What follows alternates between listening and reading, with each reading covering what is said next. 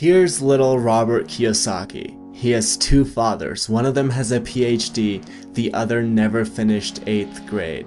Both earn substantial incomes, yet one always struggles financially, while the other is going to become one of the richest men in Hawaii.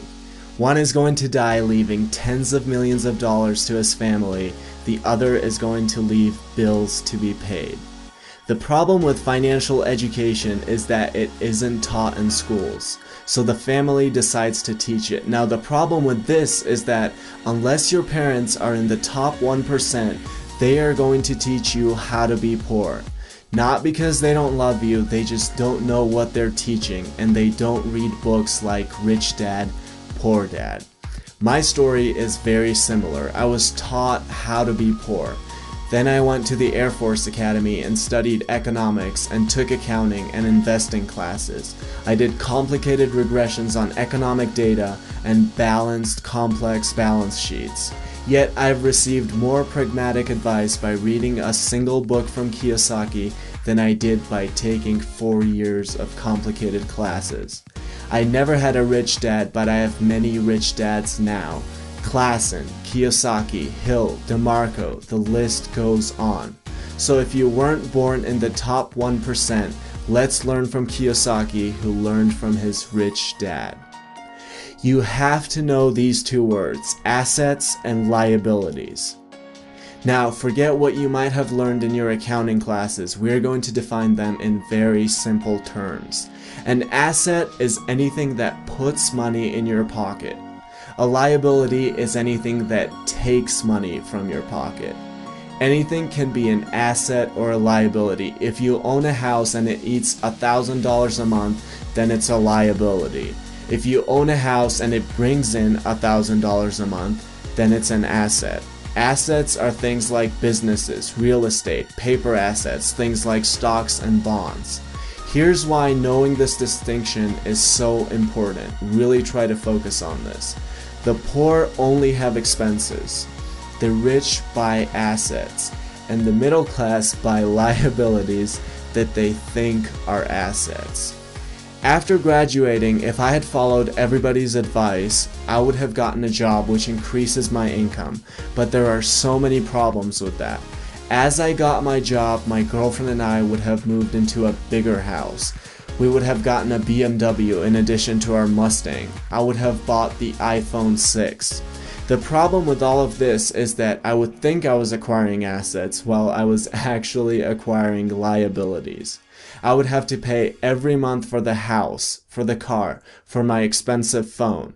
In essence, unless you make a paradigm shift about what you do with your money, which is to buy actual assets, no matter how much income you earn from your job, you will just match it with your liabilities and expenses.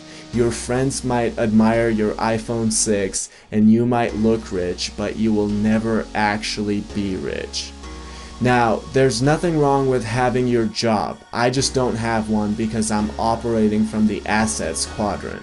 But if you are following the standard narrative of going to school and getting a job, chances are you're acquiring liabilities which you think are assets. That is the problem. So keep your job, but make sure what you earn goes mostly towards real assets rather than liabilities that seem like assets. And yes, eventually when you acquire enough assets, you won't need your job either. It absolutely blows my mind how people say, well, what if I lose money with the business, or the real estate, or the paper assets? They don't say the same thing about buying their second enormous TV, which will be worthless in a year and which creates a liability every month.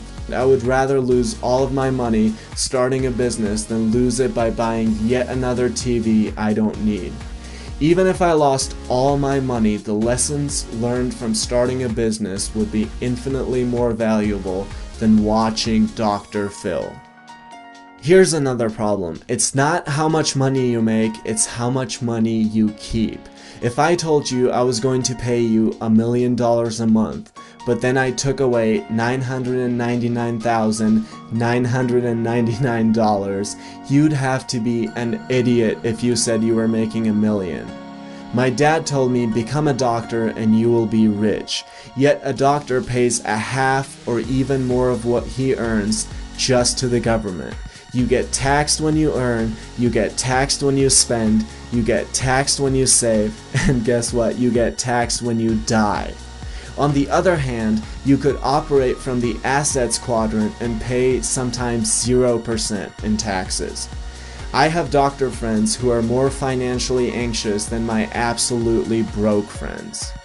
Here's a short history of taxation. Years ago, there was no tax, in Great Britain or in the United States. It amazes me how so many people don't realize this. The government would sometimes collect tax during civil wars and extreme cases, but there was no actual tax. Well, the government realized that the poor and the middle class were idiots. The masses looked up to the idiotic story of Robin Hood and actually admired it. So the government decided it was going to leverage that. It said, hey guys, let's put a tax on the rich so you idiots can get more money from them. Well, of course, all the idiots agreed and voted for it. The problem is that the government's greed grew bigger and bigger until the taxation trickled down to everyone, including the poor. But the rich didn't care. They were too smart for little Robin Hood. They easily found ways to avoid being robbed of their hard-earned money. So it actually hurt the idiots in the end, the poor and the middle class. That is why Warren Buffett pays lower tax rate than his secretary. I was born in 1992 in the Republic of Georgia, right after the breakup of the Soviet Union. If you think I worked my ass off in poverty for 2 decades, so one day I could come to another communist state, you must be out of your mind. You must be out of your mind if you think I'm going to share over half of what I earn with blood and sweat with people who want to sit on their ass and watch TV all day and collect the benefits the government hands out to them so they can get re-elected. The rich are too smart for this. Yes, I'm going to buy my BMW. I'm just going to buy it for my corporation. A poor person thinks of a bunch of buildings when he thinks of a corporation, when in reality it's really a folder full of papers. A folder full of papers that allows the rich to make all the expenses and then pay the taxes at the end. So the rich will never actually be affected by any of this. It will always come down to the middle and the upper middle class, the people who work the hardest to pay for the benefits of the person with a bag of chips in one hand and a remote in the other.